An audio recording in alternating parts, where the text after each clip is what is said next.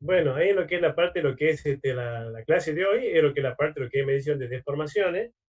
Ahí, bueno, tal cual le dijo el ingeniero Sergio, sí, vamos a ver justamente, vamos a pasar justamente los prácticos, y lo voy pasando a través de lo que es un PDF por el WhatsApp. Más que nada, no, trabajar con la parte de lo que es el WhatsApp, porque hay otra comisión y por ahí va a haber, ya hay, va a haber prácticos que no van a saber si de una comisión o la otra, es decir, el consejo de acá, así que lo vamos a manejar por WhatsApp. Y lo que sí, lo que es la parte de WhatsApp, ustedes pueden hacer la consulta que ustedes necesiten y lo tomen como si fueran como para hacer consulta, como si fueran, digamos, días de consulta, o sea que pues, pregunten justamente lo que ustedes vean o tengan dudas para que vayan trabajando sobre los temas. Ahí yo le voy a pasar, ahí ya la tengo armada, lo que sería también bueno, el programa, lo pueden, si quieren, se los paso, le puedo pasar también por WhatsApp el programa, que está, digamos, en la página de la facultad. Es un programa extenso y si no, le pasamos por PDF directamente también por el WhatsApp. Y le voy a pasar una guía de estudio justamente en donde están los distintos temas.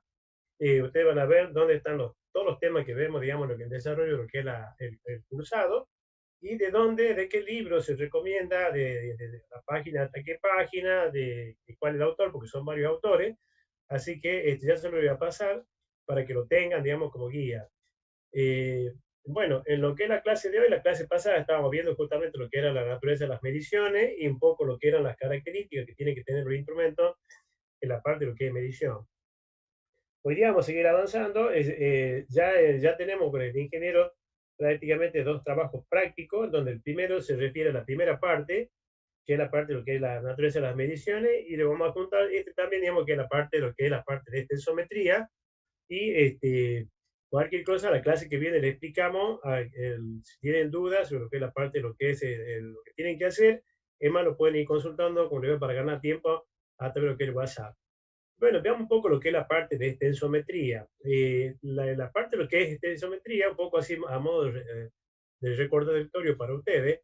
Fíjense, perdón, hay una pregunta, a ver. En principio los trabajos son individuales, no hay trabajos grupales. Ahí, bueno, hay una persona que me pregunta si lo agregué al grupo de WhatsApp, ya está agregado, así que ya lo va a ver. Pero los trabajos son individuales, no hay trabajos grupales. Cada uno hace sus trabajos prácticos. Bien, siguiendo con lo que estábamos viendo, fíjense en lo que es un poco es lo que nosotros tenemos, arrancando viendo para qué nos sirve la parte, lo que es la parte de extensometría. Todos tenemos idea de lo que son las nociones de lo que es la parte, de lo que es fuerza, de lo que es la parte, de lo que es fuerza. Y fíjense, ¿qué ocurre? Cuando un cuerpo actúa, cuando sobre cualquier cuerpo, sobre el material, algún elemento actúa una fuerza, generalmente esa fuerza que son justamente, que pueden ser, que son pueden ser externas, las cargas que están soportando generalmente las piezas o los órganos de máquina, justamente sufren lo que son cambios de forma, cambio de forma en lo que es el tamaño de lo que son las piezas. Estos cambios de dimensiones, ya que sean tanto lineal o angular, es lo que se llaman deformaciones. O sea, los cuerpos, a consecuencia, digamos, de las solicitaciones, o bien, digamos, de la fuerza que están actuando, los cuerpos se deforman. Es lo que ustedes han visto en estabilidad, han visto justamente que los cuerpos se deforman y estas deformaciones no son poco visibles, frecuentemente son pequeñas y no se aprecian a simple vista. Y sin embargo, estas deformaciones están presentes. Como consecuencia, ¿qué pasa? A causa de esta fuerza, en la parte interna del material, se originan esfuerzos o fuerzas internas, que esas fuerzas internas, esos esfuerzos son justamente tienden a contrarrestar el efecto, digamos, por lo que nosotros conocemos de lo que es el principio, la tercera ley de Newton, de que justamente a toda fuerza de acción se opone una fuerza igual, y de sentido contrario, tratando de contrarrestar ese efecto. ¿Qué ocurre? Como a causa de esa fuerza, el cuerpo, digamos, sufre una deformación y, lógicamente, internamente, en lo que es la estructura integral del material, aparecen esfuerzos que tienden a contrarrestar ese efecto. Ese es, en principio, estos esfuerzos y deformación unitaria, fíjense, si nosotros, por ejemplo, aplicamos sobre un cuerpo cargas axiales, lo que nosotros conocemos como esfuerzo de tracción, ¿qué ocurre? Como consecuencia de la fuerza que nosotros estamos aplicando, la pieza se tiende a alargar, o sea, aumentar su longitud, y manteniendo su volumen, lógicamente origina una pequeña disminución de su diámetro. Estas variaciones de longitud que se originan como consecuencia de esta fuerza son justamente las que nosotros no podemos llegar a percibir a simple vista y que también, digamos, son muy pequeñas y lógicamente es importante medirlas. En el caso de lo que es compresión, si nosotros aplicamos dos fuerzas axiales en sentido contrario, el cuerpo tiende, digamos, a contraerse, a disminuir su sección, aumentando su diámetro, y si la pieza es circular, como consecuencia de eso, digamos, va a presentar un acortamiento en su longitud, o sea, una disminución de lo que es su longitud. Como consecuencia de esta fuerza, internamente, fíjense, aparecen acá fuerzas internas que son lo que se denominan esfuerzos o tensiones que justamente tienden a contrarrestar ese efecto. ¿Ah? En la naturaleza, en principio, que ustedes han visto justamente en estabilidad, la tensión, que generalmente lo que es tensión siempre lo designamos con lo que es las letras griegas, lo que es sigma, la tensión, que sería estas tensiones, ya sea para compresión o bien tracción, la tensión va a estar dado justamente por lo que sería la fuerza que estamos aplicando hacia la carga, dividido justamente en lo que sería la sección que tiene la pieza. Y esto sería lo que es tracción o compresión. Y en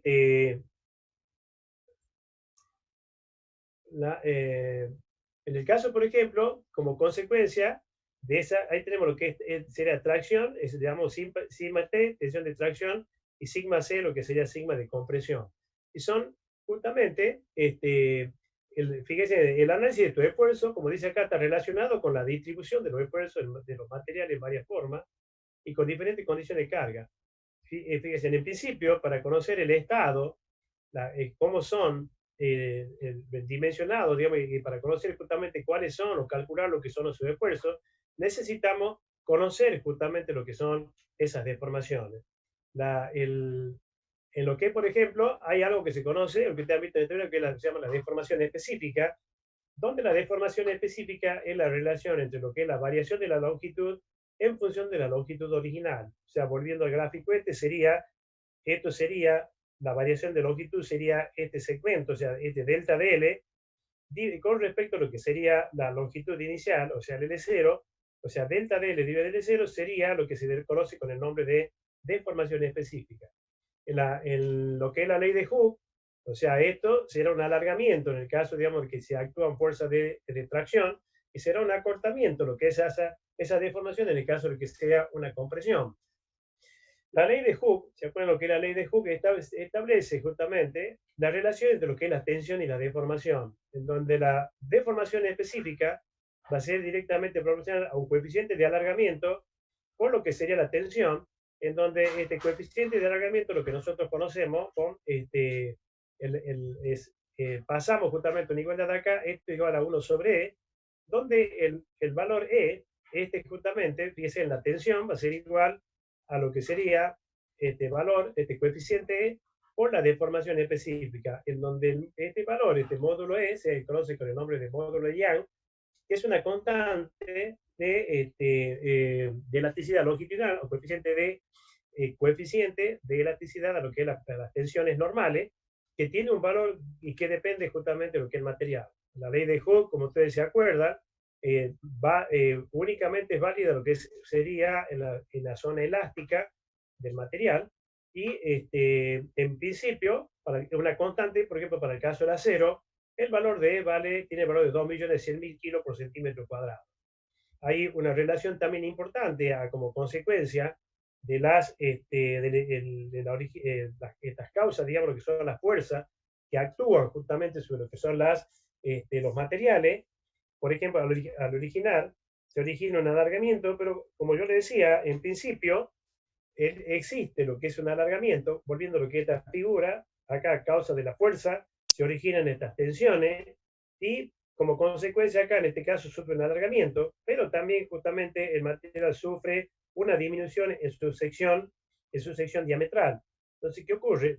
Esa relación entre lo que es hay la relación entre lo que sería la contracción unitaria, lo que sería su área, la disminución diametral en función de lo que es el alargamiento o la deformación específica es lo que se conoce como coeficiente de Poisson, que justamente son parámetros que son importantes de determinarlo y se lo tiene que determinar a partir de lo que son la medición de lo que sería estas deformaciones.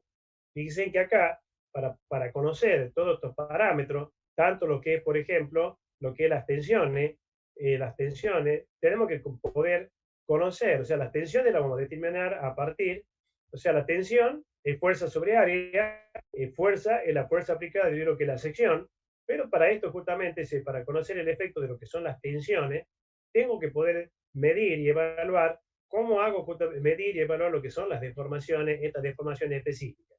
Para conocer lo que es la deformación específica, la longitud inicial, en el caso del material es medible, lo que justamente resulta complejo, son pequeñas deformaciones, es justamente lo que es el delta DL, donde son magnitudes muy pequeñas y para poderlo determinar, la tenemos que medir para poder evaluar justamente y calcular cuánto vale lo que es la deformación específica.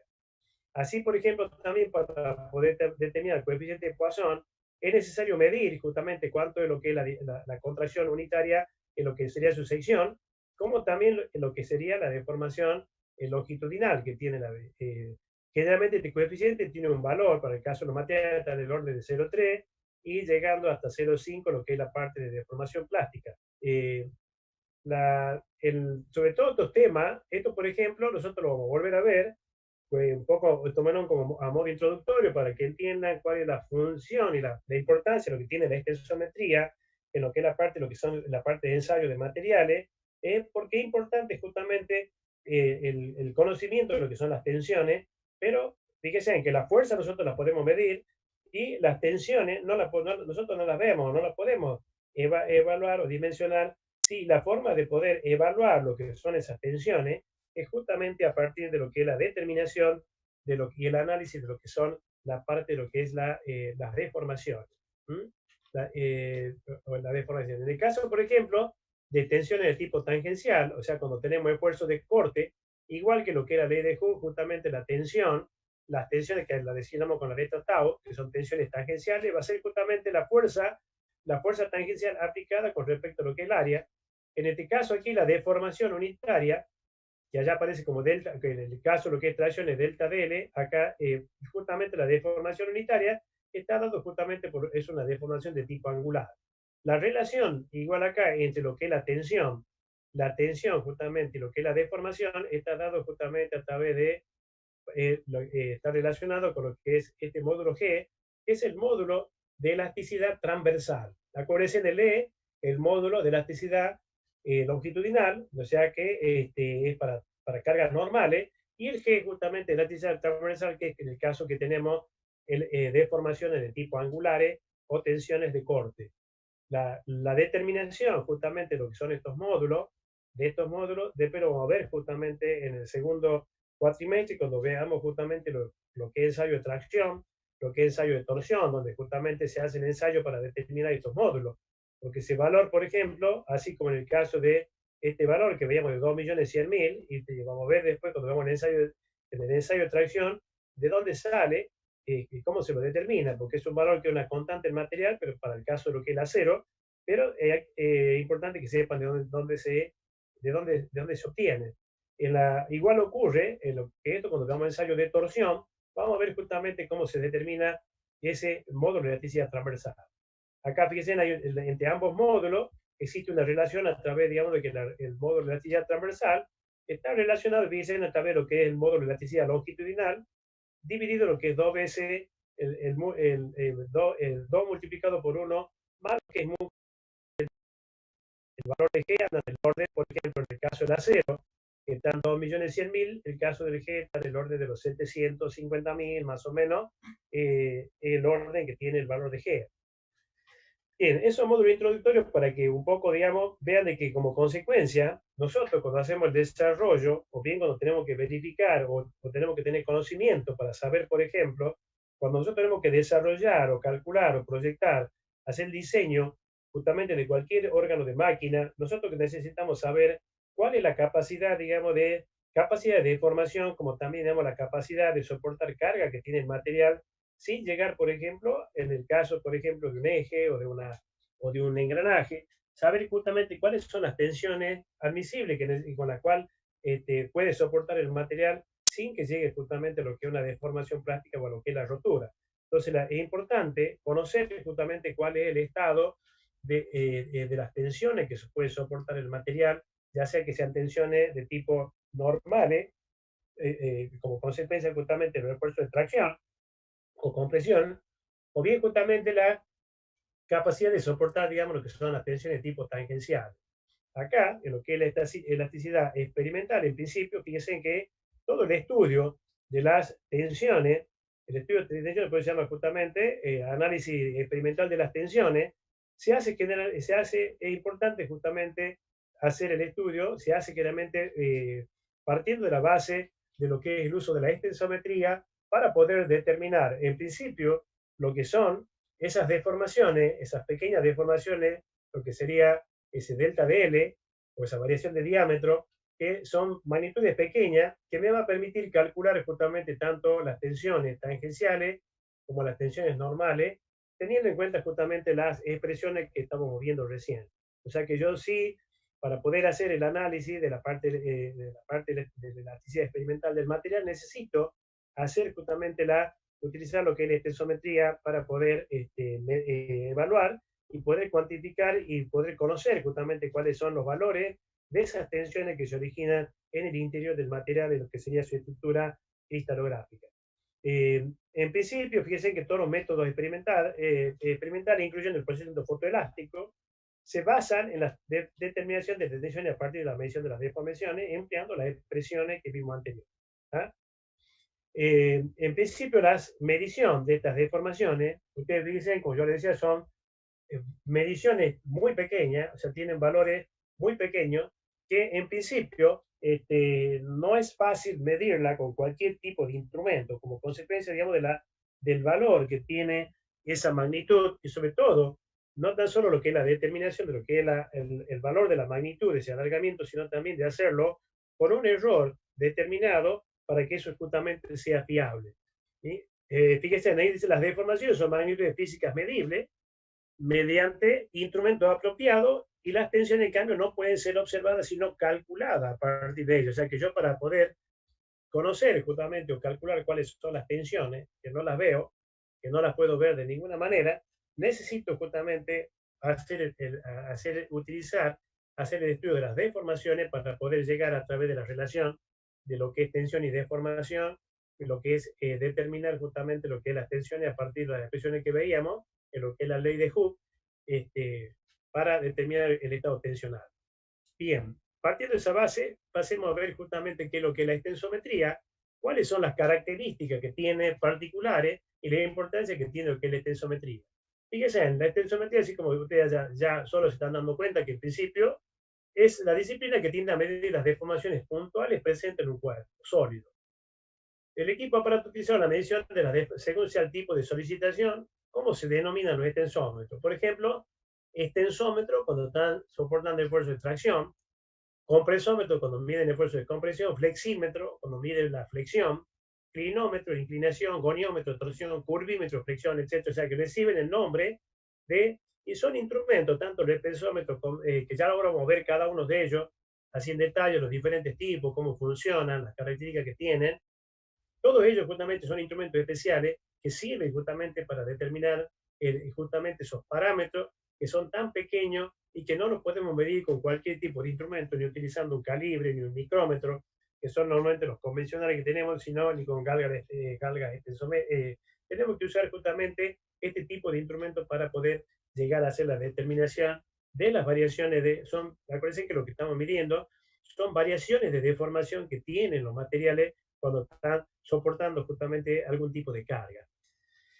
En principio, la medición, como dice, es relativa, pues se realiza justamente siempre la medición es relativa porque se realiza entre dos puntos de referencia. O sea, imagínense en una probeta, en un material, yo tengo justamente una longitud de base, que es la longitud, una longitud de referencia, y lo que hacemos cuando aplicamos el esfuerzo es medir cuánto se va deformando, o sea, cuál es la deformación que presenta cuando las fuerzas, digamos, se van incrementando en la pieza, y hacemos lo que puede ser justamente relativa porque parte de una base de medida de lo que sería la longitud de base, que sería el L0, que nosotros tomamos como referencia.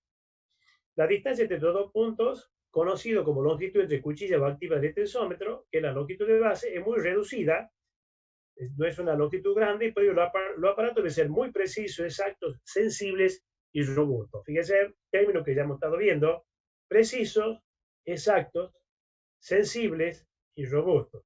Acuérdense en qué es lo que era precisión, acuérdense en lo que era exactitud, y qué es lo que era sensibilidad.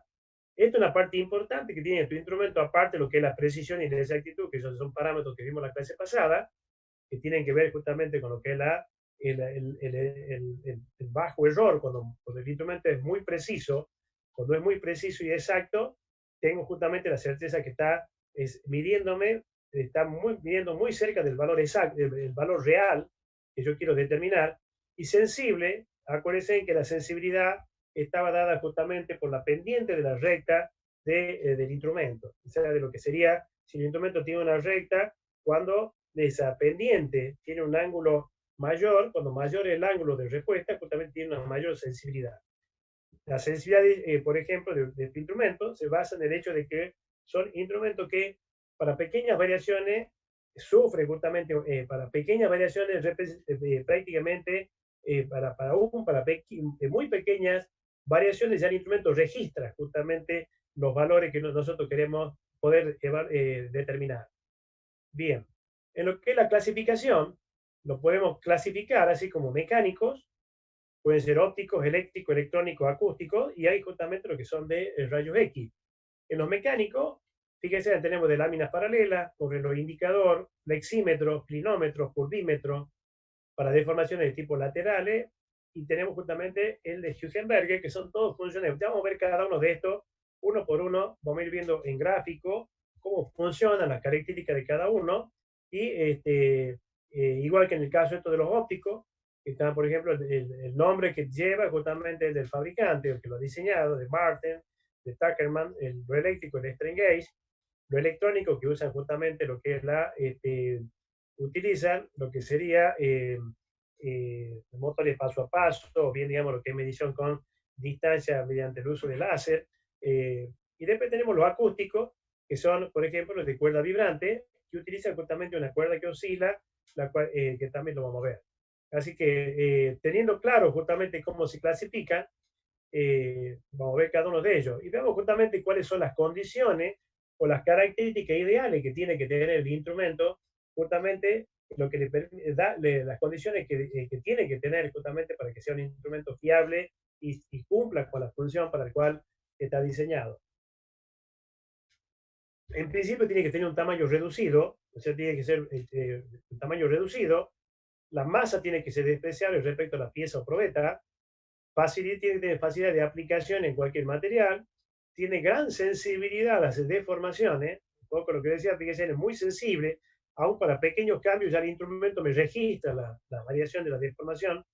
Tiene que ser insensible a la temperatura. ¿Por qué? Porque lógicamente la temperatura, si son sensibles a la temperatura, cualquier variación de temperatura me va a dificultar, o sea, me va a dar error en lo que es la medición. Tiene que ser estable a la humedad, inmune a las vibraciones, o sea que las vibraciones no tienen que afectar lo que es la lectura, posibilidad de mediciones estáticas y dinámicas, indicación a distancia, o sea, indicación a distancia es cuando yo, por ejemplo, tengo un instrumento de tipo digital, donde yo, por ejemplo, puedo medir la distancia, puedo hacer justamente lo que es la medición de las deformaciones que tengo, que es lo que ocurre, por ejemplo, en los instrumentos de tipo electrónico, también, por ejemplo, los de cuerda vibrante. La posibilidad de registro, la posibilidad de registrarlo va a ser siempre y cuando el instrumento lo pueda tener, acumular los datos y registrarlo. Tiene que ser tener bajo costo. Posibilidad de mediciones casi puntuales, o sea que yo puedo medir prácticamente un valor puntual. Sencillez de manejo. Posibilidad de localización de las direcciones y magnitudes de las deformaciones específicas principales. ¿tá? O sea que tengo que tener la posibilidad de ubicarlo justamente para que me mida las deformaciones que yo quiero medir. Ya si en las direcciones en las cuales se van a producir justamente esas deformaciones específicas principales. Acá, por ejemplo, después ya vamos a ver lo que son los strain gauge, que tiene justamente una particularidad importante en cuanto a esto, y después tiene que ser robusto. ¿Por qué? Porque tiene que ser robusto. Si bien tiene un tamaño pequeño, una masa pequeña, tiene que ser robusto. ¿Robusto por qué? Porque no tiene que ser prácticamente no se tiene que deformar, o sea, tiene que ser un material, tiene que ser algo bien hecho, bien dimensionado, bien calculado, que justamente las piezas sean resistentes y no sea algo que prácticamente se termine deformando ante cualquier tipo de situación. Bien, esas son un poco las características que tiene que tener el extensor. Y en cuanto a la clase de extensómetro, un poco fíjese de acá, en la clase de extensómetro, fíjese, en los extensómetros, ya sean de indicación directa o de registro, se clasifican en función del máximo error absoluto cometido en el rango de medición. Acuérdense lo que era el rango, lo que era el error absoluto, fíjense cómo vamos entrando y viendo las cosas que vimos la clase pasada, y el error absoluto, el rango de medición, el rango de dónde hasta dónde mide, acuérdense, ¿eh? Es decir, la diferencia entre la lectura de deformación del instrumento y el verdadero valor de la misma, ¿no? O sea que justamente acá, de acuerdo a la clase del instrumento, el A, el B1, B2, el C, el D y el E, que es como se clasifica, fíjese en cuánto es el máximo error que tiene el instrumento. Acá en el A, que es justamente el que tiene una mayor precisión y un error mucho menor, estamos hablando del orden de cuánto. Acá tenemos décima, centésima, milésima, 10 milésimas, o sea, 100 tiene un error de una 100 milésima en la determinación de la magnitud.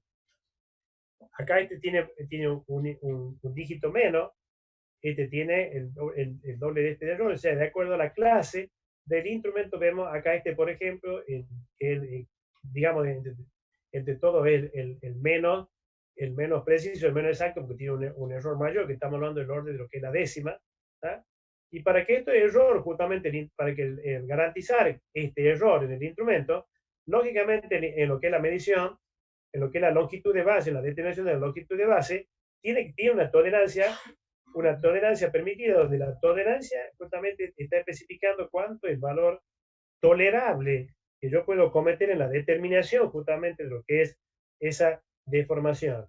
En el caso, por ejemplo, del clase A, fíjese en cuanto a la tolerancia que tiene en cuanto a la determinación de la longitud. Esto es la longitud de base que yo estoy usando. Esta longitud de base puede ser, supóngase, puede ser 10 milímetros, 20 milímetros, o sea, no estamos hablando de longitudes ni en metro o en décimo, sino que estamos hablando de milímetros. Y fíjese en el error tolerable, estamos hablando de un 0,02% de la longitud de base que tiene justamente el instrumento. Entonces son errores muy bajitos, porque justamente son valores muy pequeños, y para que este valor, para que este error se cumpla y sea válido, justamente la tolerancia máxima, la determinación, justamente lo que es esa deformación, tiene que estar en una tolerancia de un 0,02%. ¿Tá? Bien, igual en el otro caso, cada uno tiene su determinación en valor en tolerancia de acuerdo justamente a la calidad o la clase del tipo de instrumento. ¿Tá? Bien, un segundito, veo si hay preguntas. Bueno, seguimos y veamos, empecemos viendo lo que son mecánicos, por ejemplo. ¿Se acuerdan que yo voy a ver primero los mecánicos? Donde acá, fíjense bien lo que era láminas paralelas. Cada uno de estos los voy a ir viendo para que ustedes tengan una idea cómo funcionan cada uno de esos tipos de extensor. Algunos por ahí les va a resultar conocido. Por ejemplo, de láminas paralelas o de Hülkenberger, también que se llama de láminas paralelas de Hülkenberger, pues después hay otro que funcionan con palanca. Ahí, esquemáticamente, esto es lo que es el extensómetro. Fíjense, esto sería la vista, vendría a ser lo que sería la vista superior de lo que lo estaríamos viendo el instrumento de lo que sería viéndolo de arriba, representándolo acá. Acá, fíjense, acá tenemos estas dos puntas que tenemos acá. Acá, imagínense, yo tengo lo que es el material o la probeta, que puede ser, por ejemplo, una probeta cilíndrica, una plana, la probeta que ustedes quieran, el material que yo quiero medir. Estas dos puntas justamente van vinculadas, se vinculan justamente a lo que es el instrumento, y esto es lo que me permite determinar lo que es la longitud de base de medición del instrumento. Son dos puntos perfectamente determinados. ¿Y cómo funciona? En principio, acuérdense, el instrumento tiene que tener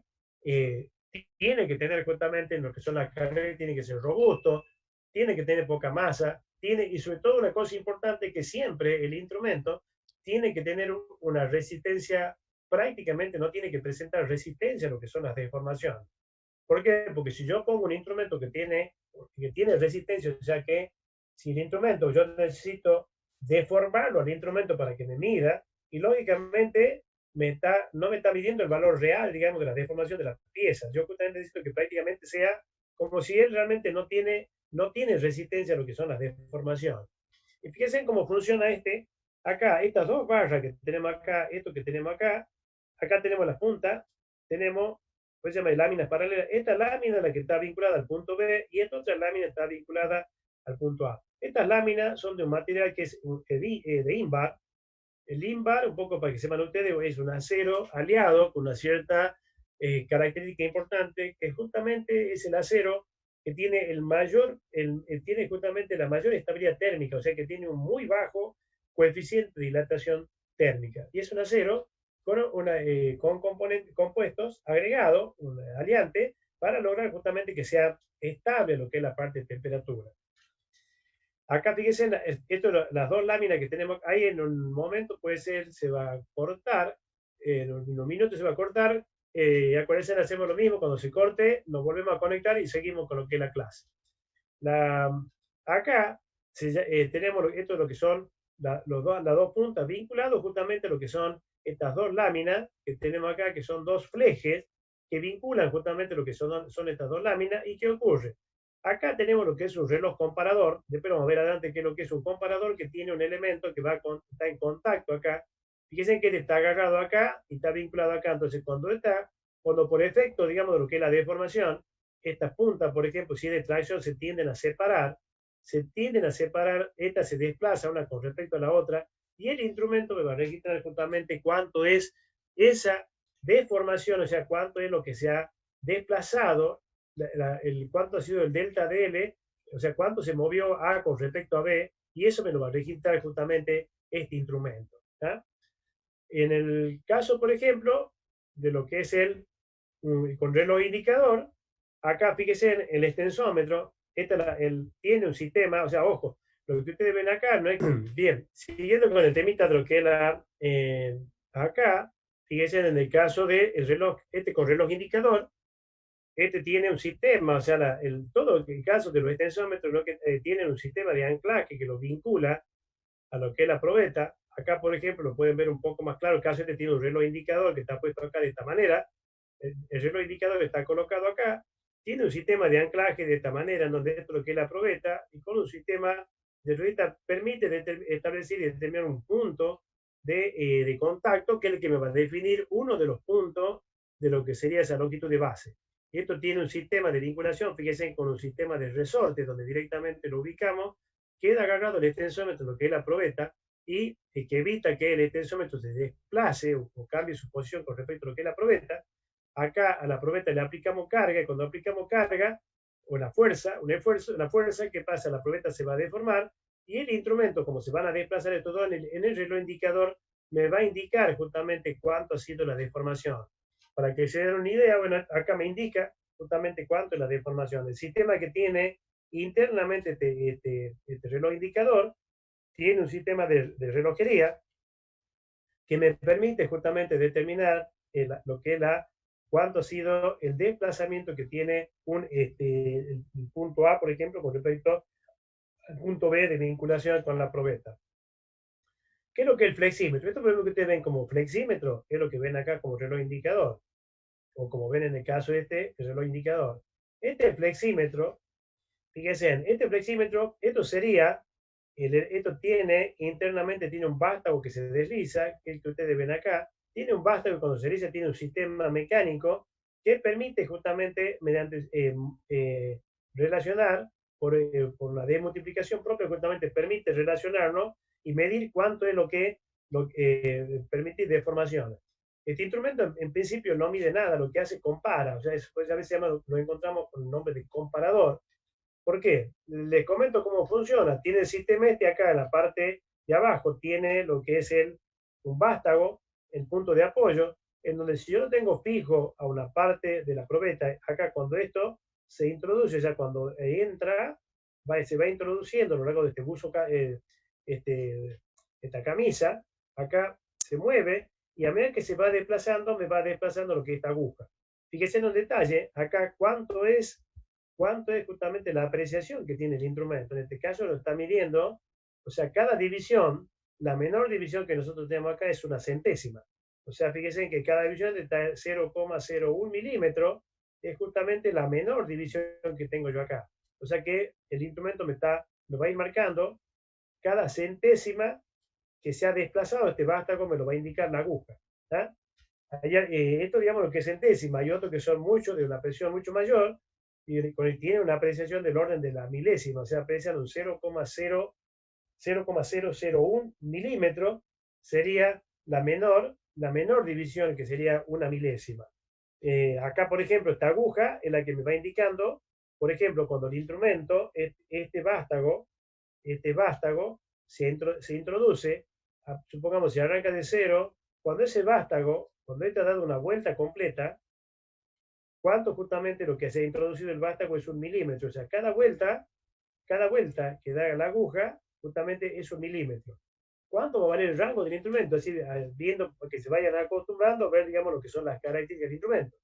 Acá está arrancando de cero, y cada vuelta que dé la aguja grande me va a ir marcando acá el valor justamente de cada vuelta que dio. O sea que aquí puede dar una, dos, tres.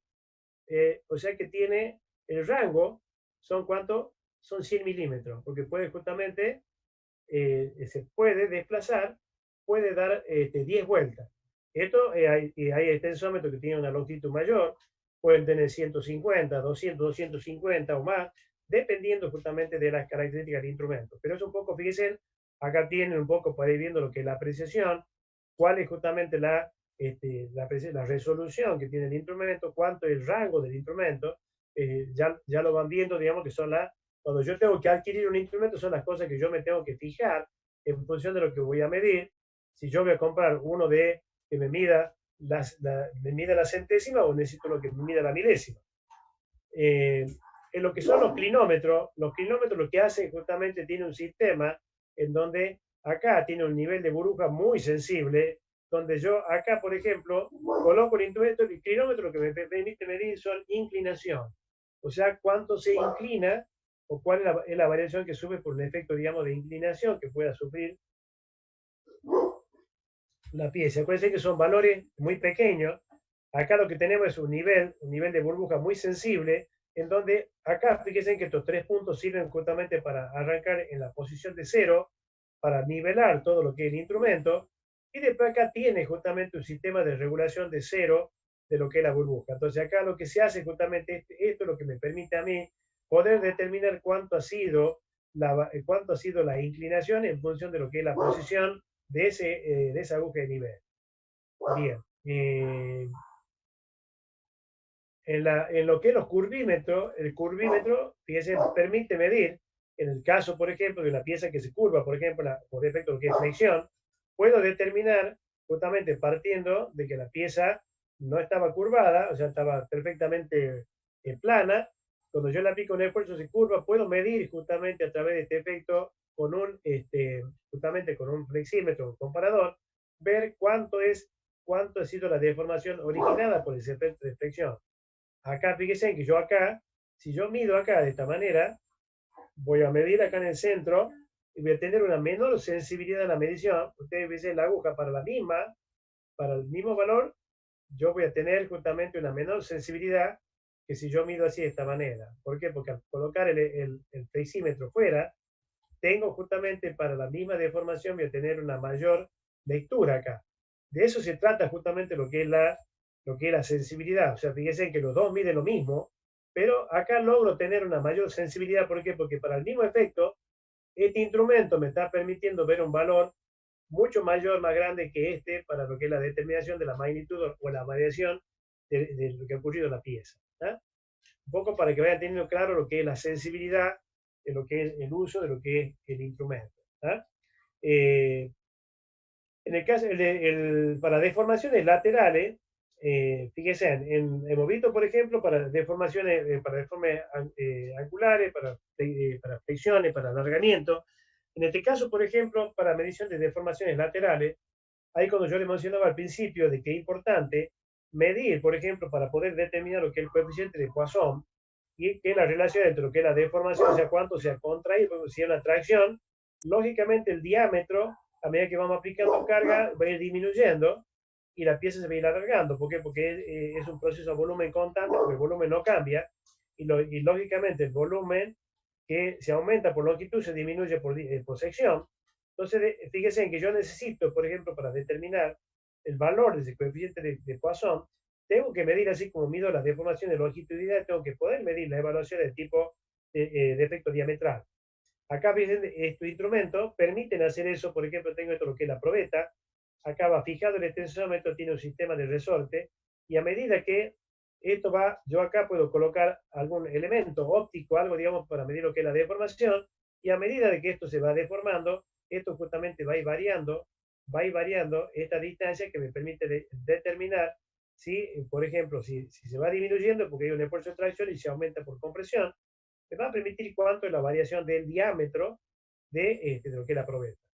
Acá hay otro también igual, donde acá colocamos lo que es la probeta, la cual queremos hacer, tiene un sistema de placa de pivot, y acá, por ejemplo, podemos colocar un sistema óptico de algo que me permita determinar cuál es perfectamente la distancia que tengo acá, para saber, como consecuencia del esfuerzo que sufre esta pieza, ya sea por tracción, compresión, el esfuerzo que tenga, determinar justamente cómo ha ido variando esta dimensión como consecuencia del esfuerzo.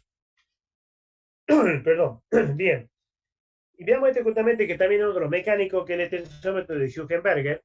Es importante que lo entiendan, porque con esto van a tener que hacer un práctico, porque ustedes van a tener que diseñar uno de estos, donde partiendo justamente de lo que es la constante de multiplicación que tiene el instrumento, ustedes van a tener que desarrollar e inventar uno así en forma práctica. ¿Eh? Bien, le explico cómo funciona el tensómetro. Este tensómetro, acá, esto es lo que es la longitud de base del instrumento. Acá, fíjense, pueden ir viendo, por ejemplo, como un ejemplo, un caso tipo A, que es uno de los más precisos y con un menor error. La longitud de base está en el orden de los 20 milímetros. O sea, 20 milímetros es la longitud de base.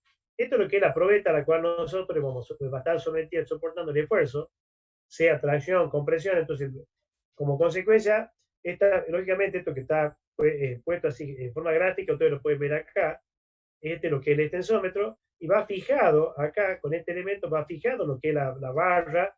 ¿Para qué? Para que esto no se caiga, no se mueva. Lo que sí no ofrece resistencia a cuanto lo que es la deformación. Acá que tiene, esto es justamente un elemento rígido, y acá tiene un elemento pivot, similar a lo que tienen, por ejemplo, lo que son las balanzas romanas, donde el elemento pivot que puede pivotear el extremo este, o sea que esta puede tener un efecto de movimiento, donde acá tiene un sistema de palanca, en donde acá, fíjense, ¿cómo funciona esto? Tiene un doble sistema de multiplicación utilizando el principio de lo que es palanca. Acá, fíjense, esto lo que es la magnitud, y un poco para que ustedes vean, esto sería la magnitud que yo quiero llegar a medir. Ustedes simplemente están viendo que yo medir esto, y con qué lo mido, sin apenas lo llego a distinguir. O sea, esto es lo que realmente me permite determinar el extensómetro, esa pequeña variación de longitud, o sea, lo que ha sido, cuánto ha sido el alargamiento como consecuencia de lo que es el esfuerzo. Entonces, esto, por ejemplo, lo que hace el instrumento, fíjense acá, en la primera parte, en el primer sistema de palanca, tenemos que sería desde acá hasta acá. Esta parte que tenemos acá, que es A, sería la altura que tiene el fiel este. Encima del fiel está el elemento que pivotea, arriba del fiel, acá, que tiene esta longitud B y que llega justamente hasta acá. Entonces, fíjense, cuando acá, la cuchilla esta experimenta ese delta DL, como tiene un punto, digamos, tiene en el punto este donde están en contacto las dos piezas, esta pieza con esta, acá, ¿qué pasa? Como consecuencia de este desplazamiento, en el punto este se origina este desplazamiento porque es palanca. ¿Tá? O sea que acá, en la primera relación de palanca, este valor de delta DL ha pasado a tener esta magnitud. O sea, si bien el valor es este, lo que estoy haciendo es amplificando lo que es esa deformación, la estoy amplificando y pasándola a lo que es este valor. Este valor es mucho más grande y ya lo puedo llegar a ver. ¿Qué pasa? Acá, para determinar lo que es la relación entre delta DL y S, y lo que es S, usamos lo que es el teorema de Taylor, o sea, delta DL, o sea, A va a ser a delta DL como S es a B. ¿Tá? O sea que yo ahí puedo sacar, conociendo las dimensiones de lo que A y B, puedo saber cuánto es la primera multiplicación, cuánto puede ser el valor, va a ser S en función, digamos, de delta de L, que es una relación geométrica.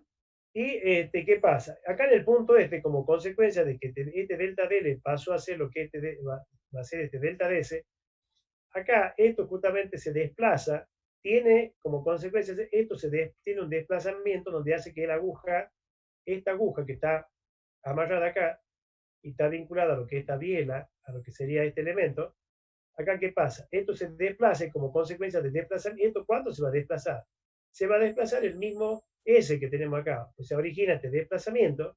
¿Y qué pasa? Como esto está pivoteando la aguja acá, que es la aguja que es la que me va a permitir medir el valor acá en la escala, pivotea acá, igual, acá fíjense que acá esto sería lo que es la aguja cuando se desplaza desde acá para acá. A esta altura se desplazó S, pero acá en la punta de la aguja se desplazó este valor justamente, que es el otro valor de S. ¿tá? Entonces, acá, ustedes se fijan, aplicando también lo que es teorema de Thales acá, ¿qué pasa? Este S va a ser a este como este valor es a este valor. Es una relación de triángulo. Entonces hay una relación de triángulo. Entonces yo aplicando lo que es la relación de triángulo que tengo acá y usando la relación de triángulo que tengo acá, puedo llegar a determinar justamente cuánto va a ser justamente el valor leído, el valor, digamos, lo que sería el valor de E. ¿ah? El valor leído va a ser igual a qué? El valor de E va a ser igual a delta de L justamente, o sea, multiplicado por una constante. ¿tá? O sea, eso va a ser el valor leído, el B por D, y A por C, fíjense que el valor de A, de C y de B y de D depende justamente de la característica constructiva del instrumento y es justamente lo que se llama la constante de amplificación que tiene el instrumento. Acá, fíjense en que el valor leído, el valor que yo leo acá, el valor leído que yo llego a leer va a ser justamente el valor de delta de L. El valor de delta de L lo estoy multiplicando por la constante del instrumento que tiene el valor K. Imagínense, en el caso del instrumento que vale 1200 el K, o sea que si este valor que es tan pequeño lo multiplico por 1200, es el valor que yo voy a poder llegar a poder leer acá en el instrumento. O sea que el instrumento me está permitiendo justamente el hecho de poder yo medir esta deformación acá, lo que está haciendo justamente lo que estoy haciendo con el sistema de palanca es justamente aumentando la sensibilidad del instrumento. Lo que ocurre aquí, yo lo observo acá, pero acá en la escala, justamente es mucho más grande las variaciones que me permiten determinar y poder leer este valor. La medición del valor leído va a ser justamente el delta de L multiplicado por la constante del instrumento. En el caso de ustedes, en el práctico, creo que le hemos puesto que la constante del instrumento vale 600, o sea, la mitad de y ustedes van a tener que determinar justamente cuánto vale el valor en base del K, cuánto tiene que tener de dimensiones acá, cuál va a ser la dimensión de A, B, C y D, y van a tener que dibujar una escala porque el instrumento tiene que tener una forma geométrica y algo razonable, así de esta manera, y no que tenga un instrumento chiquitito y que la aguja me quede acá abajo, o al revés, que me quede un instrumento de la aguja quede cortita.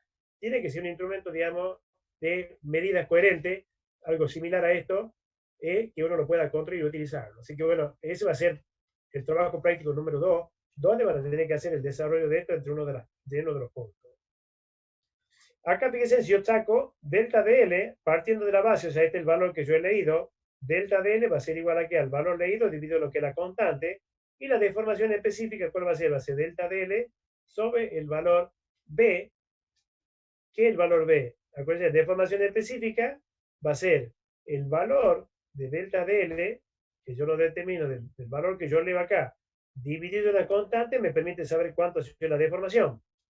Deformación específica es delta de L sobre L0. El B es L0, que es la longitud de base que tiene el instrumento. ¿Estamos? O sea, B, en este caso, para el caso de este instrumento, va a ser ¿cuánto? Va a ser 20 milímetros. ¿tá? O sea, el valor que yo leo me permite determinar lo que es la deformación específica delta de L sobre L0. ¿tá? Fíjense en que el error, el E mínimo que es de 2 por 10 a la menos 5, y el máximo está en el orden de 2 por 10 a la menos 3. O sea, para que se dé una idea de cuánto el valor de la deformación que puede llegar a leer, o sea, es 2 por 10 a la menos 5. Por ende, 0,40 y un 2 es el valor mínimo de deformación específica que puede llegar a medir el instrumento. O sea, para que ustedes vean cómo yo, con otro tipo de justamente con otro tipo de instrumentos es imposible, por ejemplo, con un calibre, un micrómetro, cualquier instrumento que ustedes pensemos, no podemos llegar a medir estas pequeñas variaciones. Es por eso que existen estos instrumentos, lo que es la parte de tensometría, que es lo que se utiliza justamente para poder determinar esos valores de esas pequeñas deformaciones para poder realizar el cálculo después de cuáles son las tensiones. Acuérdense que yo ahora, después vamos a ver cómo medimos fuerza. En la próxima clase vamos a ver cómo se mide lo que es fuerza. Y la fuerza la podemos medir de diferentes maneras. Continuamos, ya vamos a ver justamente los tipos para medir fuerza, los instrumentos. Yo puedo medir eso, puedo medir, y para poder medir el estado tensional que tiene el material, tengo justamente que medir las deformaciones para poder, acuérdense que la tensión es relación entre lo que es digamos, lo que es la tensión y deformación, está relacionado con el módulo de Young, y para conocer el estado tensional tengo que sí o sí conocer cuánto valen las deformaciones. ¿Ah? Acuérdense que tensión es igual al módulo de Young por E, por lo que es la deformación específica.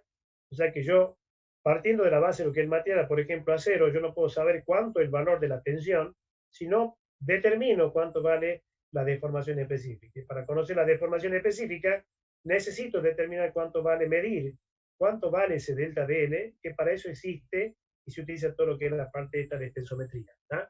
Ya sea cualquiera de los tipos que estamos viendo, dependiendo, digamos, de la magnitud que queremos medir. Bien.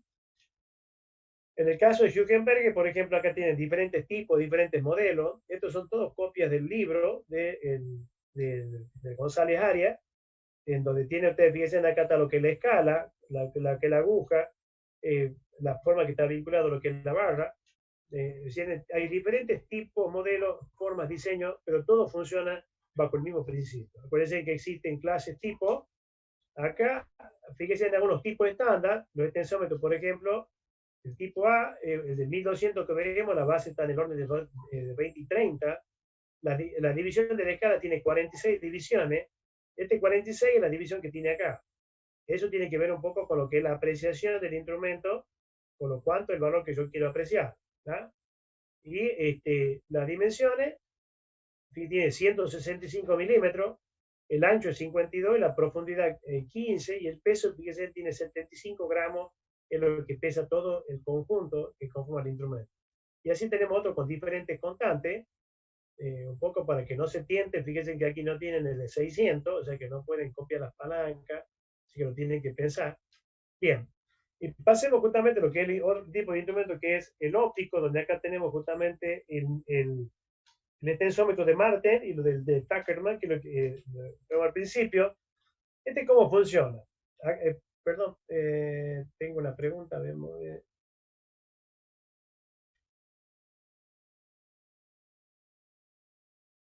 Bueno, ahí me pregunta si puedo habilitar el audio para hacer consulta. No, porque si lo hacemos así de esa manera, si interactuamos con el audio, se entrecorta, no va a salir bien. Cualquier pregunta que quieran hacer, directamente me preguntan por el chat, yo lo voy viendo y escriban, y yo voy abriéndolo periódicamente, voy viendo y le voy contestando las dudas, sacándole de las dudas lo que ustedes me quieran preguntar. Bien, en lo que el óptico, fíjense, acá tengo lo que es el óptico tiene una longitud de base. ¿Qué es lo que tiene acá? Acá tiene justamente un prisma, donde en este prisma en esta zona tiene un espejo. Esto forma parte del cuerpo de lo que es el instrumento, si esquemáticamente.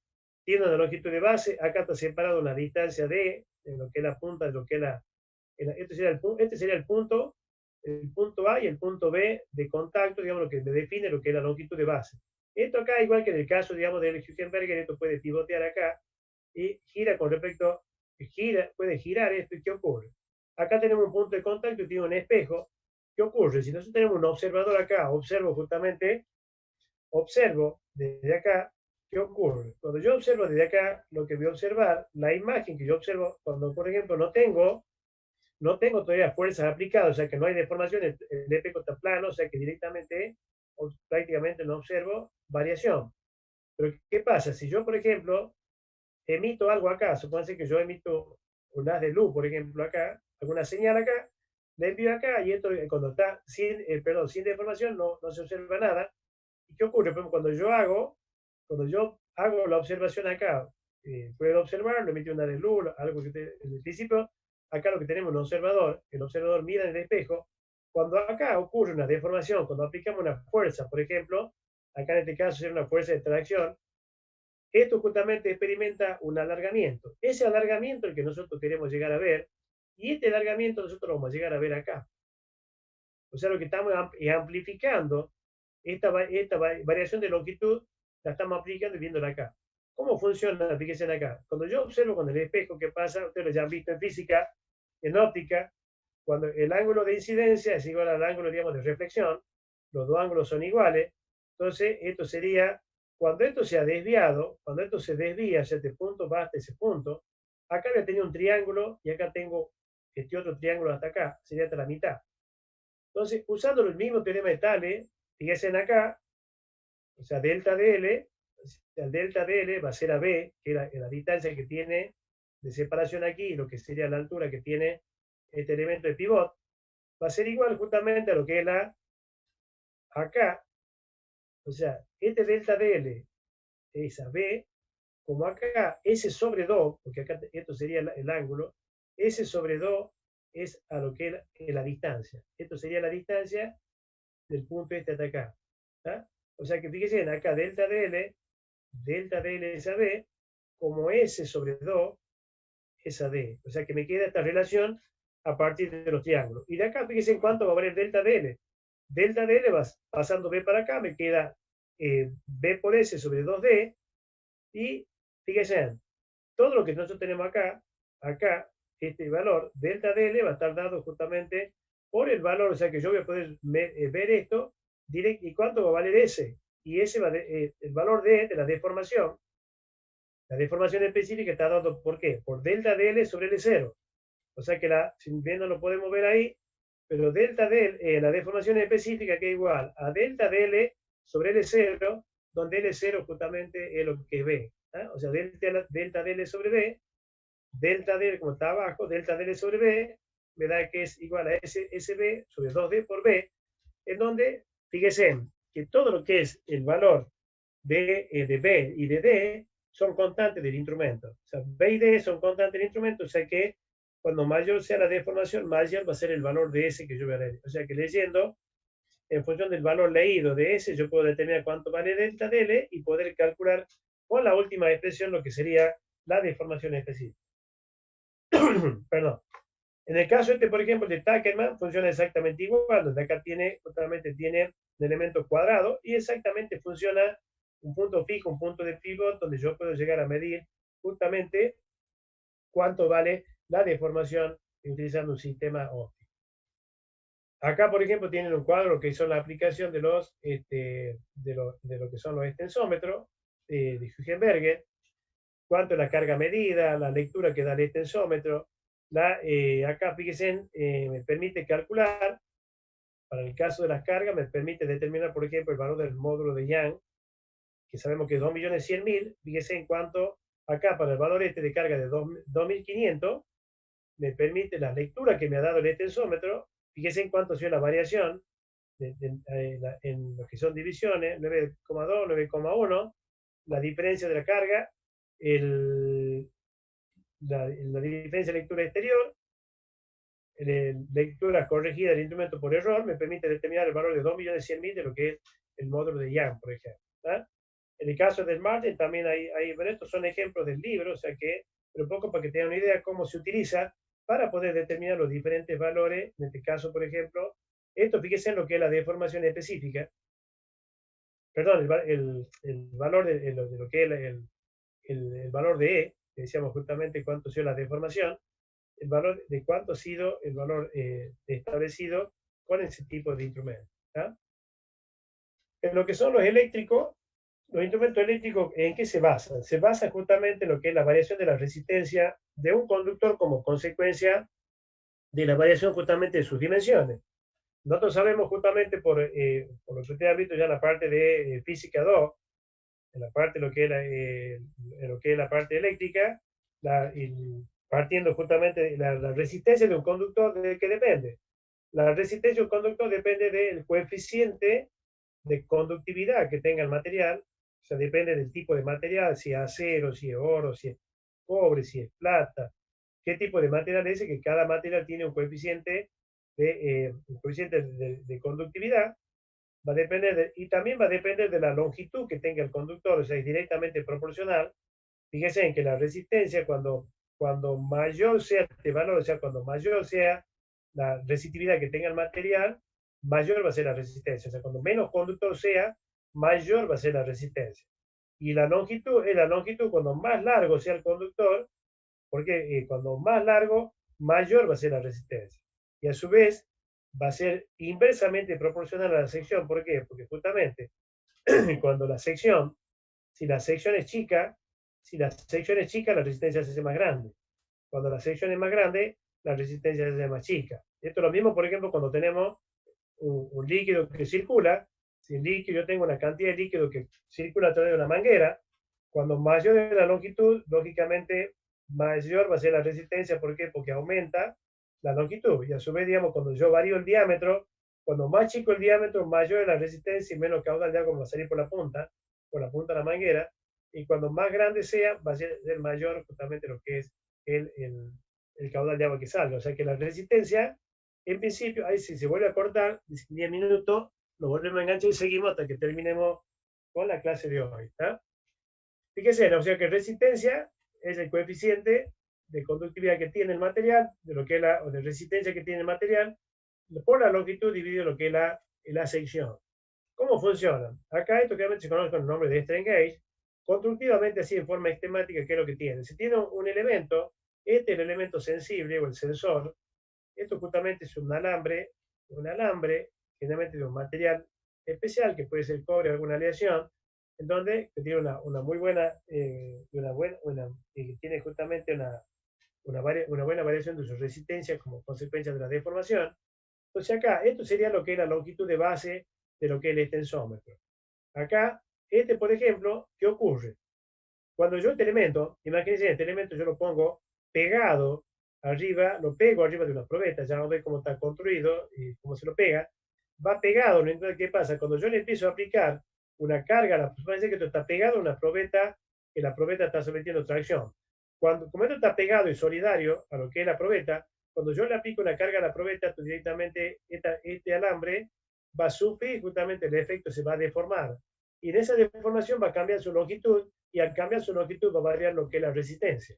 Variando la resistencia, yo con un puente de Wheaton acá puedo medir cuánto ha sido la variación de resistencia, y a partir de esa variación, a través de esta tabla, puedo sacar cuánto ha sido la deformación, o sea, cuánto ha sido el delta BL como consecuencia de la medida, midiendo lo que es la resistencia.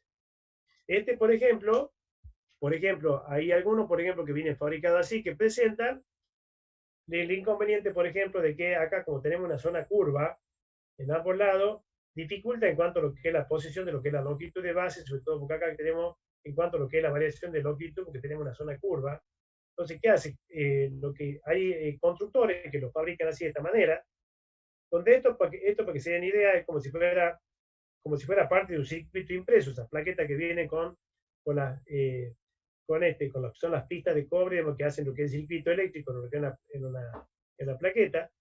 Estos serían los elementos conductores, supone que sean de cobre, que van colocados sobre un material aislante, y lo que se hace, fíjense en él, se agarra y se puentea acá, se hace un puente acá, se hace un puente acá, se hace un puente acá. Entonces acá, fíjense, cómo se hace la conducción: pasa por acá, viene por acá, pasa por acá, pasa por el puente, vuelve así, cierra el circuito hasta que llega acá.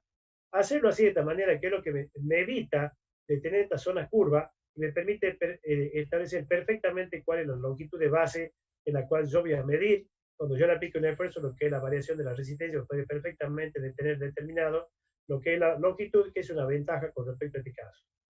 Bien, esto es lo que ustedes ven, lo que ven ahí, digamos, lo que yo les decía, esta lámina pegada, esto justamente se pega con un cemento especial.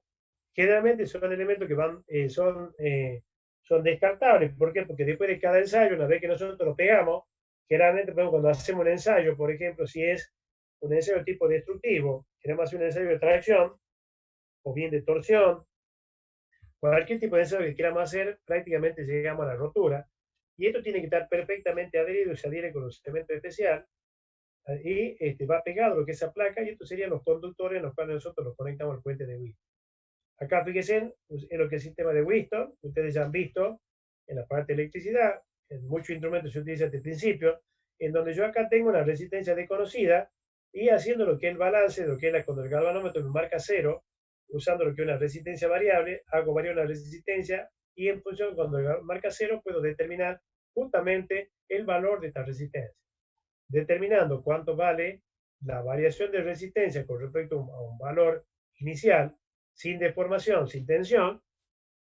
Puedo determinar después cuando le estoy aplicando una carga, a ver, esto se va a deformar, va a variar su resistencia y puedo llegar a medir con el instrumento esa variación de resistencia que va a permitir calcular cuánto ha sido el alargamiento, o sea, el delta L que ha sufrido ese sensor. En lo que es los sensores, acuérdense, yo les decía que una de las posibilidades importantes que tienen justamente los sensores es que tienen la posibilidad de medir lo que son las tensiones principales. Ustedes imagínense, esto es una miniatura, es un material prácticamente como que viene puesto, adherido como si fuera un papel celofán, o sea, muy delgadito, que más son delicados en cuanto son elementos que prácticamente no ofrecen ningún tipo de resistencia a lo que es las deformaciones, y por eso si quieren busquen lo que es Strain-Gauge en lo que es Internet, lo van a ver.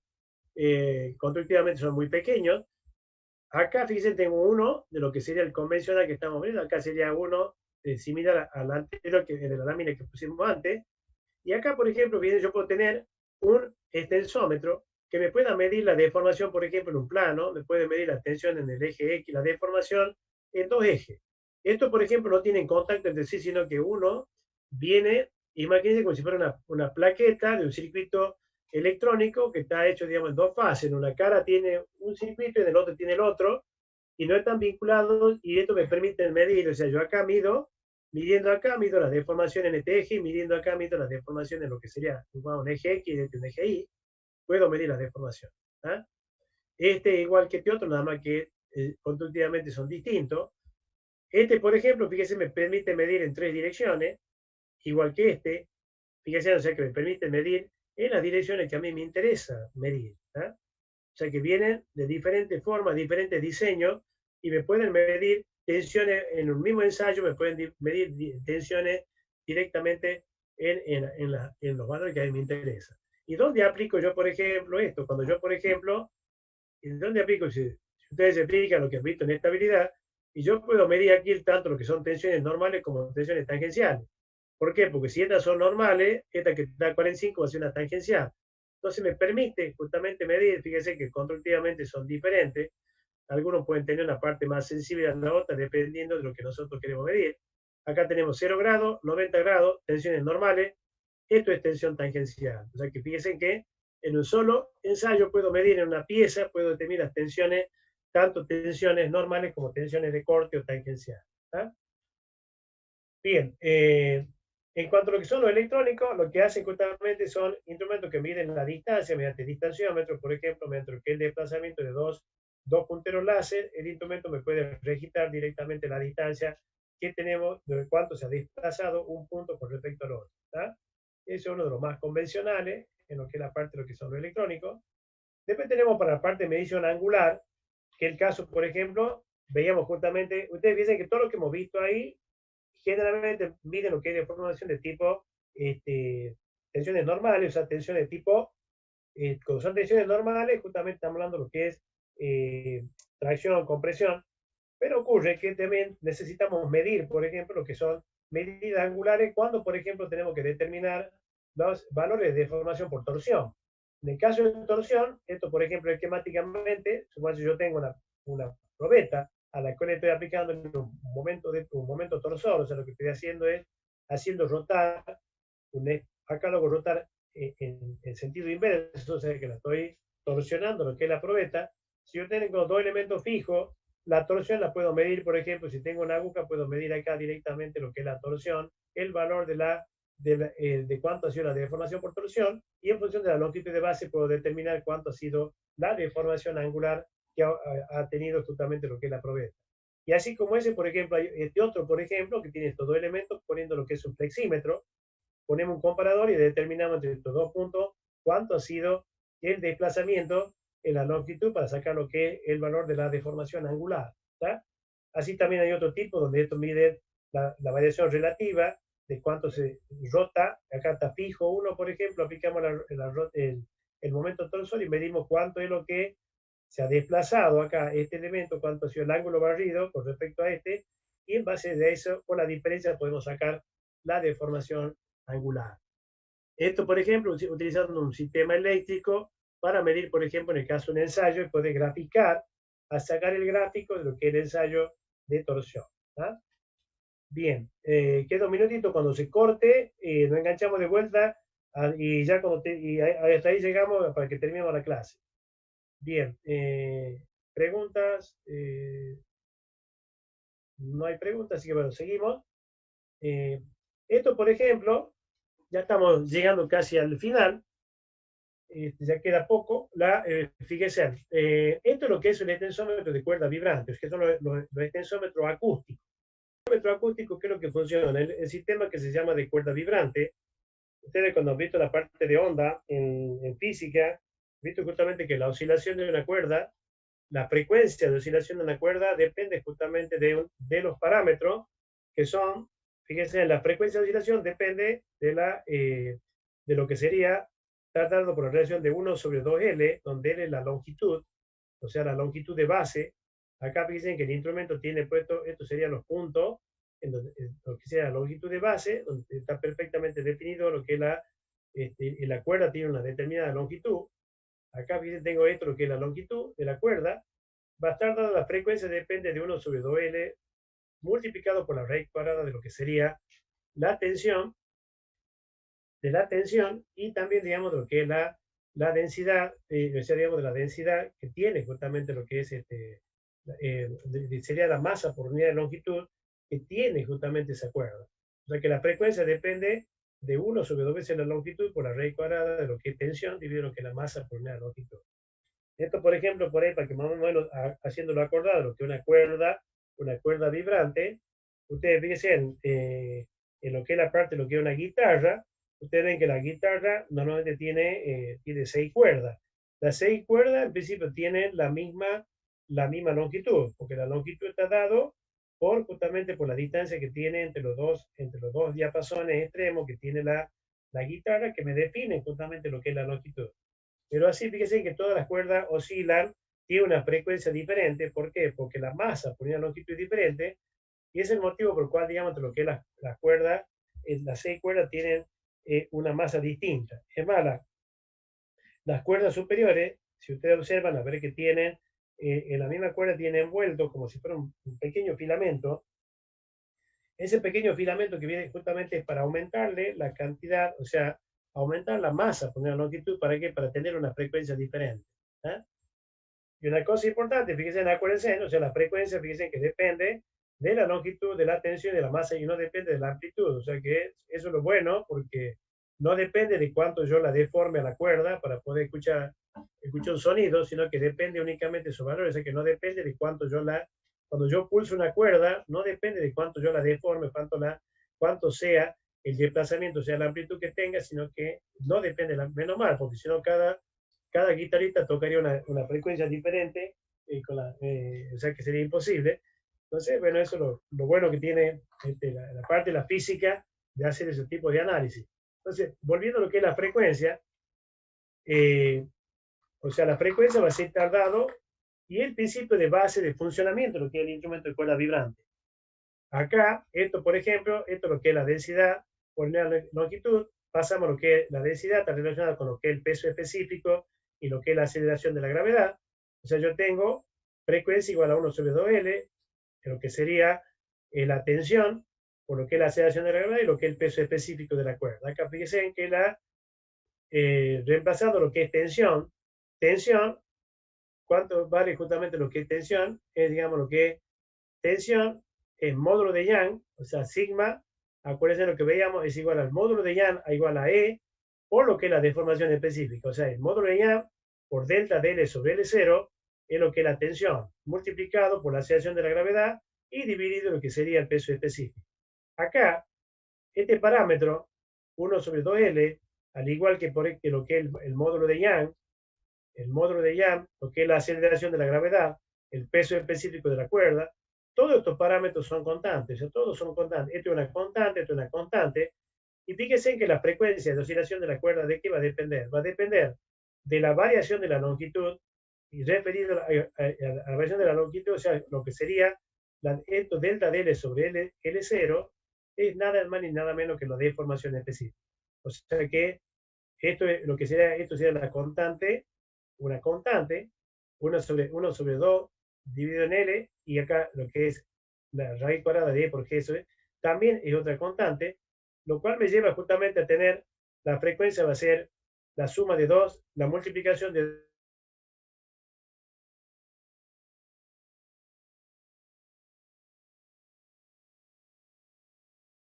este instrumento sufre una variación de la longitud, se va a originar como consecuencia de lo que es la modificación de la variación de lo que es la longitud, me va a originar una variación en lo que es la frecuencia. Generalmente, los instrumentos tienen establecido en un valor numérico, justamente para cada valor de esto, establecido un valor de frecuencia, en donde yo, leyendo la frecuencia, puedo conocer justamente cuánto ha sido la deformación que ha sufrido justamente la pieza, la probeta en donde está instalado.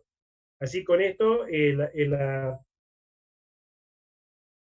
son instrumentos que tienen una muy buena resolución, una muy buena sensibilidad, y también es importante, ¿por qué? Porque también tienen la posibilidad de tener el registro a distancia. Esto, la forma cómo funciona, acá por ejemplo hay diferentes tipos.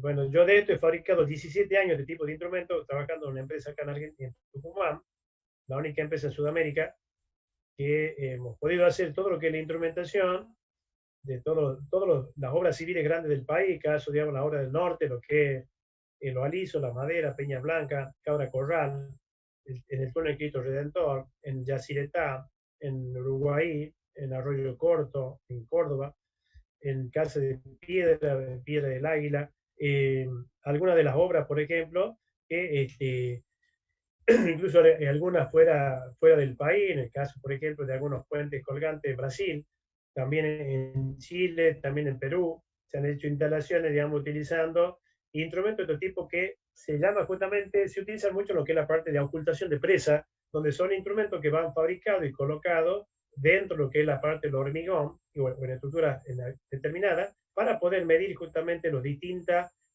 deformaciones que tienen los distintos elementos a medida, digamos, de cuando ya, por ejemplo, en el caso de un puente, un dique está trabajando, y esos instrumentos nos permiten determinar justamente cuántas son las deformaciones cuando ya todo el conjunto está en uso. Permite determinar, se pueden determinar presión, caudal, se pueden determinar inclinación, desplazamiento, tensiones, cualquier tipo de tensión, bueno, a mí me tocó hacer el diseño de esto, participar, hacer la instalación. Después, cuando por ahí nos juntemos, les voy a mostrar varias fotos. Bueno, y a la forma cómo funciona, hay distintos tipos de forma funcional de acuerdo al tipo de fabricante. Acá, fíjense, esto tiene dos bobinas. Igual, esto funciona igual que lo que es una cuerda de guitarra. Una cuerda de guitarra que tiene justamente lo que es un elemento que actúa, digamos, como impulsor, y otro justamente que actúa como receptor. ¿Y qué es lo que hace? En algunos casos, por ejemplo, el mismo emisor funciona como receptor. ¿Cómo funciona? Fíjense, esto tiene una bobina, en donde esa bobina, pues una muy pequeña bobina, por la cual, digamos, nosotros cuando tiene un entrehierro, un núcleo de hierro, donde al pasar una corriente, pues esa bobina, que son pequeños, son miliamperes, pasa por esa bobina, y ¿qué pasa? Como consecuencia de esa bobina va a generar un campo eléctrico y genera un campo magnético, en donde si yo acá tengo un material, un entrehierro, ese campo magnético, y al ser la cuerda metálica, generalmente es una cuerda de piano, un acero, digamos, de altísima resistencia, y como consecuencia de esto, ¿qué pasa? La cuerda se genera el campo magnético, entonces, ¿qué pasa? Esto la tiende a atraer a la cuerda.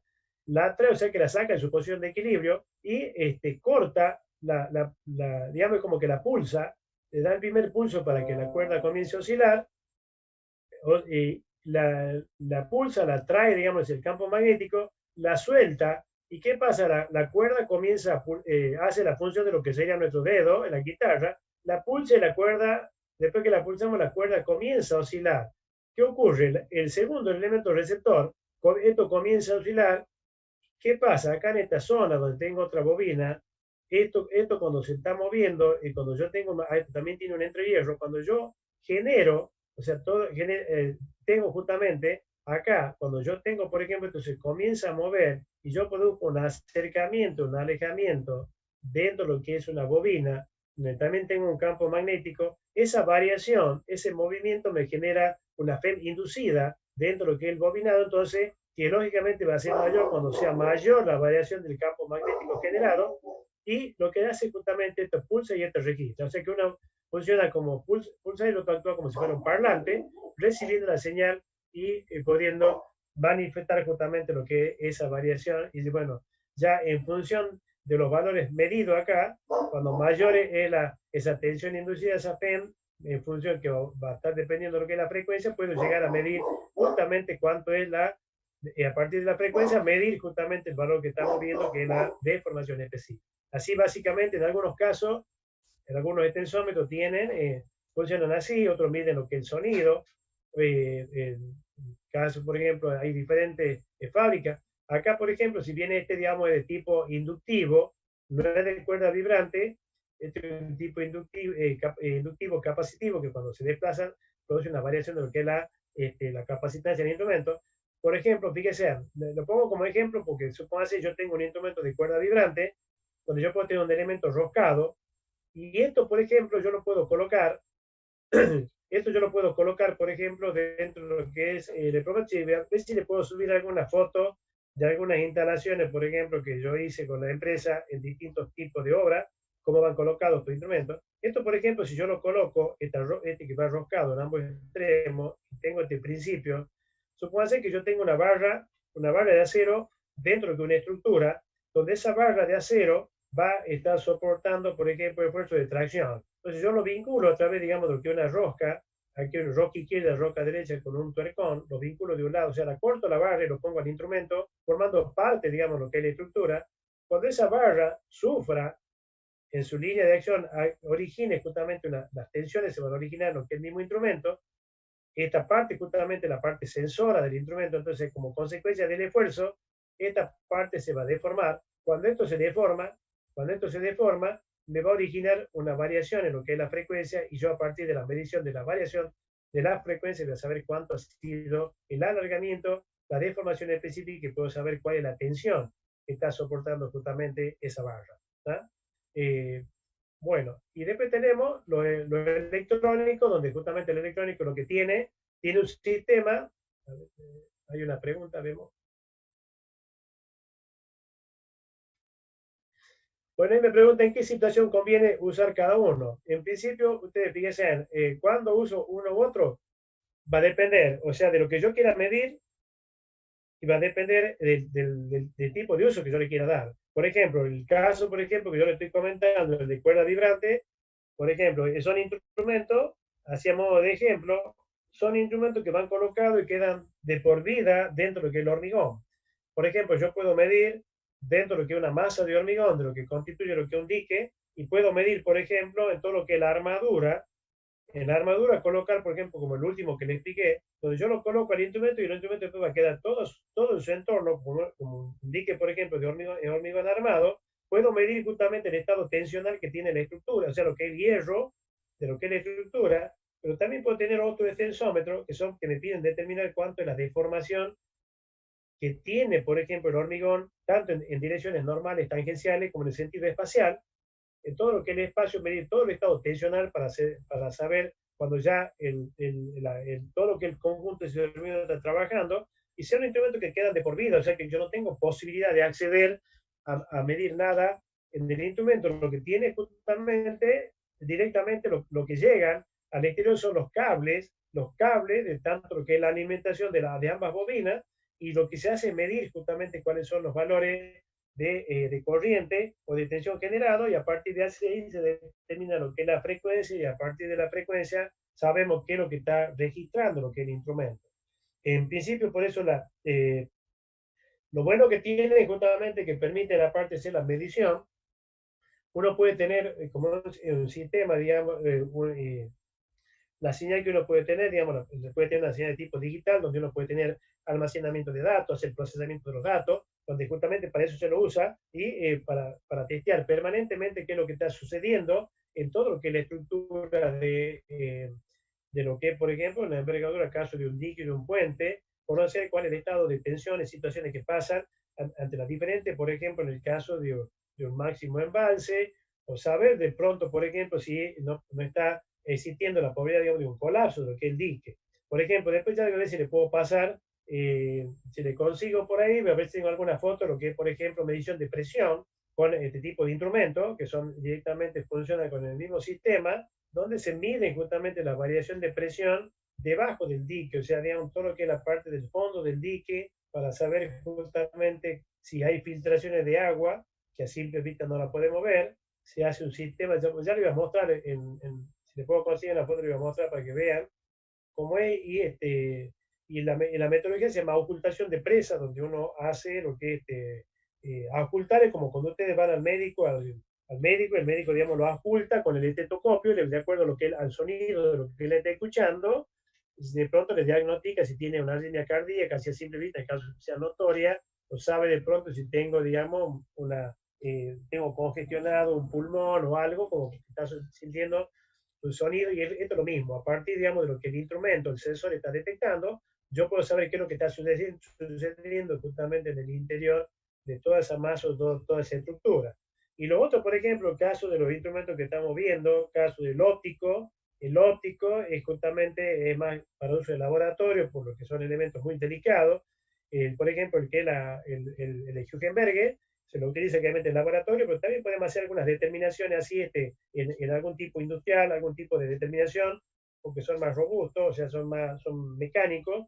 El flexímetro, el curvímetro, el flexímetro lo van a ver cuando vean, se utiliza, por ejemplo, mucho, tanto en este caso como medición, se usa mucho lo que es control de calidad de piezas, lo vamos a ver mucho, digamos, lo que es en diferentes procesos, digamos, de control de calidad de piezas terminadas, que hace comparación con un elemento estándar de base, una longitud definida, permite medir justamente los valores moderables, y va a depender siempre del tipo de determinación y de uso que yo quiera hacer. El caso, por ejemplo, de lo electrónico se usa justamente lo que son las máquinas de ensayo, van colocados ahí, el caso de ese, digamos, que tiene el puntero láser, los distanciómetros, que es para medir distancia, existen instrumentos portátiles, incluso para medir, igual como se usa una cinta métrica, hay algunos que miden distancias importantes. Bueno, son todos instrumentos que, en instrumento hay para cada una de las cosas que uno realmente, y uno lógicamente tiene que ver cuáles son las prestaciones que tiene, y ver el uso que le puedo dar. ¿Ah? Bien. Y por último vemos que es de rayo X, lástima que no se ve bien, voy a tratar de, las imágenes no están muy claras, pero bueno, ¿cómo funciona este tensómetro de rayo X? En principio lo que hace, utiliza lo que es la ley de Bragg, lo que hace la parte, lo que es, esto se usa mucho lo que es la parte de cristalografía, lo que se hace es utilizar justamente lo que es el rayo X para hacer la determinación. Acá fíjense, ustedes tienen, estos son mucho más sofisticados, son lógicamente de laboratorio, determinaciones de laboratorio. El tema de lo que uso rayo X, ya cuando veamos la que lo vemos al final, lo ve que los rayos X no es cuestión de usarlo cualquiera, hay que tener una habilitación, tener capacitación, por el efecto, digamos, de lo que es del efecto que tienen justamente los rayos X, en lo que es la parte son elementos radiactivos, son ondas de tipo electromagnética que nos pueden producir daño. O sea, daño cuando hacemos operaciones reiteradas. Si hacemos una de vez en cuando no hay problema, pero si son reiteradas, a la larga nos producen alteraciones fisiológicas. Bien, en lo que es los rayos X, fíjense, utilizan lo que es la ley de Bragg. vamos a intentar un poco más o menos ver lo que hay acá en el gráfico. Acá, fíjense en esto que tenemos acá. Lo que tenemos acá son, por ejemplo, dos cristales. Nosotros sabemos que la estructura se utiliza la parte cristalográfica, porque todos los materiales, así como todos los materiales tienen una estructura cristalográfica, tienen cristales que la constituyen, y todo lo que es su seno tiene una red cristalina determinada. Acá, fíjense, si yo tengo, por ejemplo, este es un cristal, dentro de lo que es la red, tengo acá un cristal, tengo acá otro, aquí voy a tener otro, acá voy a tener otro, voy a tener otro, yo tengo diferentes, todo esto serían los cristales que yo tengo dentro de lo que es la estructura interna de lo que es el material. Lo que se hace, fíjense que si yo tengo, esto sería un plano cristalográfico, y este sería el otro plano, donde yo tengo todos los cristales distribuidos. ¿Qué pasa? Si yo hago incidir un rayo X con un determinado ángulo, con un ángulo alfa, ¿qué pasa? Este rayo X directamente se refleja, siguiendo lógicamente lo que es la ley de reflexión, se refleja con el mismo ángulo. Entonces, ¿qué ocurre? Si yo acá, por ejemplo, o sea, esto, fíjense en que lo que es rayo X se comporta como partícula y como onda, o sea, que si es una onda, la onda del rayo X va a tener una longitud de onda determinada, o sea, esto es una onda electromagnética determinada que va a tener lógicamente una longitud de onda, que es lo que aparece, esto sería la longitud de onda. Si yo hago incidir, el rayo X incide justamente sobre este otro rayo, este otro grano, o sea, este otro cristal, ¿qué pasa? También va a ocurrir lo mismo, incide y se refleja justamente con el mismo ángulo. Si este ángulo justamente tiene un valor, el mismo valor, se va a reflejar justamente con el mismo valor. O sea, estos ángulos son iguales, tanto este como este son iguales. Entonces, ¿qué ocurre? Acá, en principio, la ley, digamos, la ley de Bragg establece justamente que para que esto, digamos, para que yo pueda tener, exista difracción de los rayos X, en principio ustedes saben, cuando han visto la parte de onda, es justamente los dos rayos incidentes, en principio tienen la misma longitud de onda. Entonces, ¿qué pasa? Aquí se van a reflejar y acá lo reflejado, lo que yo veo acá, voy a llegar a ver como son las ondas, ambas ondas que llegan acá se suman. O sea, en principio, si las dos ondas tienen la misma fase, si están en la misma fase, ¿qué va a pasar? Si tienen la misma fase, que significa que están en fase, suponga, si la amplitud de la onda va a tener un efecto constructivo, o sea, a la amplitud de una se le va a sumar a la otra, o sea que va a tener el doble de amplitud acá a la salida de lo que sería de la amplitud que yo tengo acá. Entonces, ¿por qué? Porque se suma la amplitud, estaría una contribuyendo a lo que es la otra y tendríamos la misma longitud de onda, pero aumentada lo que es su amplitud. Si no estarían en fase, ¿qué ocurre? Al no estar en fase, si están desfasadas, si están desfasadas, ¿qué pasa? Va a haber una pérdida acá, ¿por qué? Porque lógicamente, lo peor, digamos, si están desfasadas, por ejemplo, lo que sería un valor de 180 grados, lo que, digamos, una cresta constituye con un nodo y directamente ambas se anulan y directamente no habría difracción, directamente no observaría nada, porque la amplitud de la amplitud de una contrarrestaría lo que es la otra y el resultado sería cero. Entonces la ley de Bragg dice para que haya refracción, justamente que la longitud de onda tiene que, un número por la longitud de onda tiene que ser igual a dos veces la distancia por el seno del ángulo. Veamos qué significa esto. Lambda es la longitud de onda que tiene el rayo X. Tiene que ser un número concreto, un número que tiene que ser igual a 2 veces d por seno de alfa. ¿Y qué es lo que es 2d por seno de alfa? Es el recorrido que tiene, si ustedes se fijan acá, esto sería lo que es el valor de d, o sea, la separación que tienen los dos cristales. El 2 de seno de alfa sale justamente de relación a lo que es el ángulo acá, y esto sería, acá fíjense en que el trayecto que recorre este rayo incidente en el punto en el que está la, lógicamente es más corto que el que tiene, el que está recorriendo, el que incide en el punto en este otro cristal.